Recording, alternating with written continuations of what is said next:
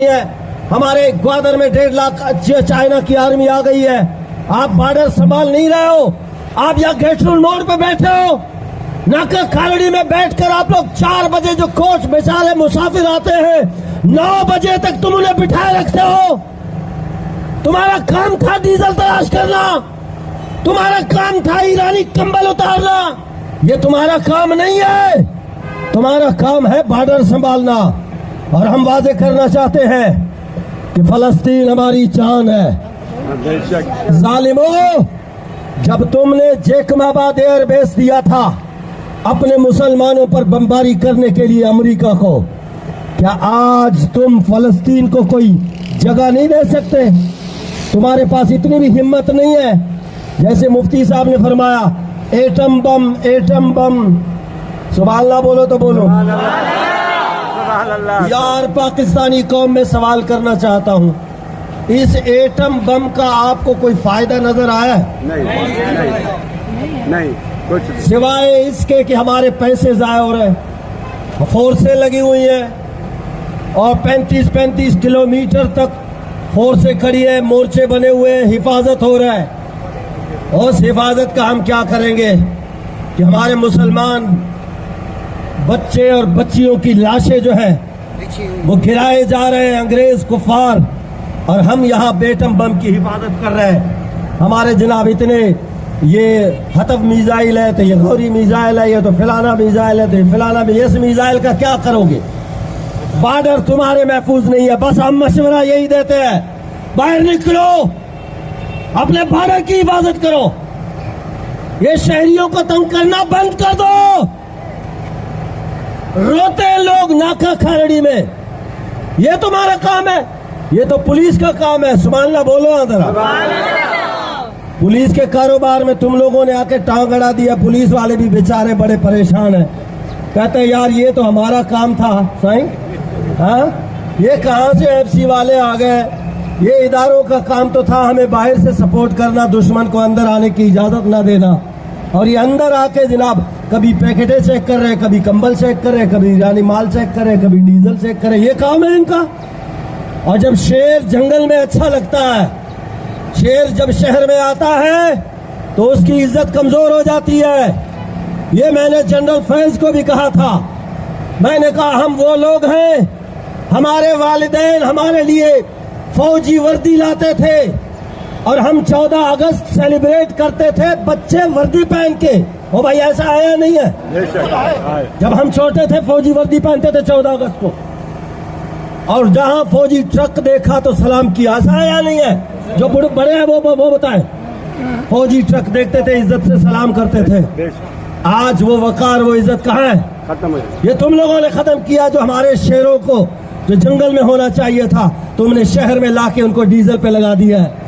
तुमने पता नहीं क्या क्या, जब छोटी छोटी बिस्किटें वगैरह, और निकाला इनको बॉर्डर पे भेज दो।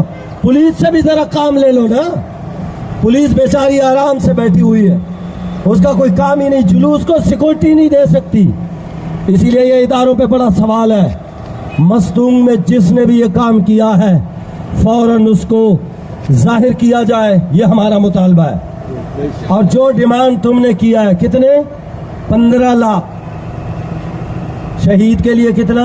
15 लाख। 15 लाख। शदीद जख्मी के लिए 5 लाख, और जो आम जख्मी है उसके लिए 2 लाख। शर्म नहीं आती?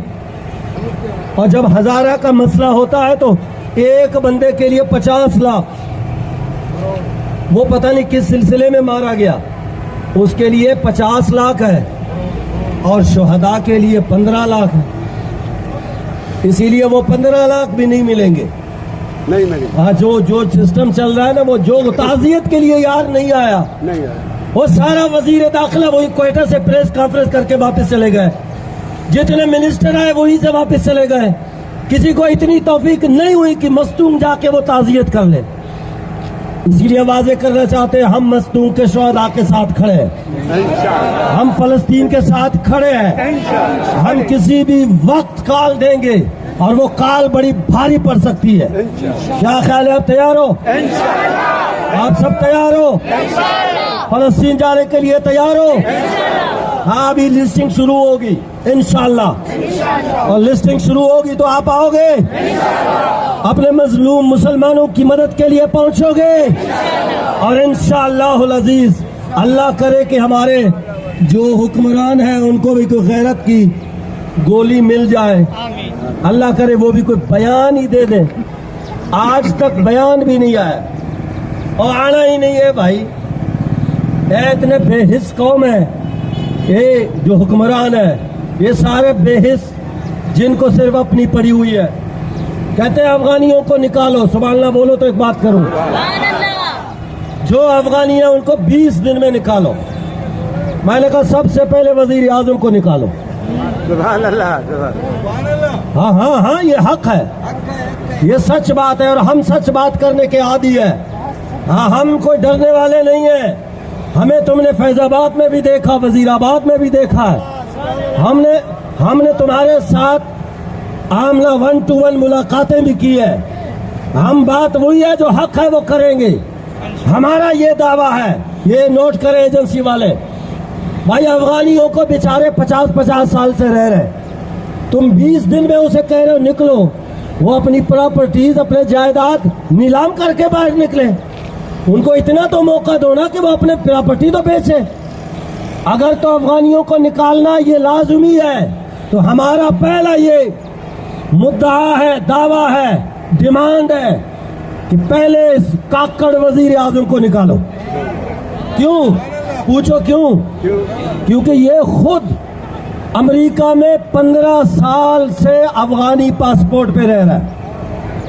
ये खुद अफगानी होकर कहते हैं अफगानियों को निकालो। इसीलिए